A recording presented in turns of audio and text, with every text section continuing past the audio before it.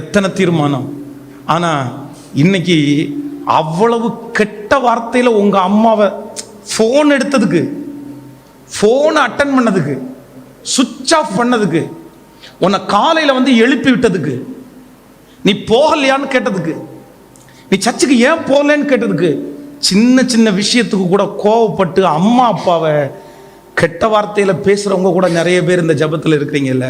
திட்டுனதுக்கு அப்புறம் கூட கொஞ்சம் கூட மனசாட்சி உங்களுக்கு எங்கள் அம்மாவை திட்டேன்னு கூட யோசிக்காம அடுத்த நிமிஷம் மறுபடியும் போய் அவங்க மேலே சத்தம் போட்டு என்ன இப்போ ஏன் இப்படி மூஞ்சி தூக்கி வச்சுட்டு உட்காந்துருக்குற, போடு ஒழுங்கா சாப்பாடை போடு. ஆமாம், நீ செஞ்சதுக்கெல்லாம் உன்னை இன்னும் நிறைய திட்டணும். ஒரு சாரி கூட கேட்காம நான் பண்ணது தப்பு வருந்துறேன் அப்படின்னு சொல்லி வருந்தாம உங்கள் மனசு இவ்வளவு கல்லா ஆயிடுச்சுன்னா நான் சொல்கிறேன், ஆண்டவர் உங்களுக்கு எப்படி இறங்க முடியும்னு நினைக்கிறீங்க?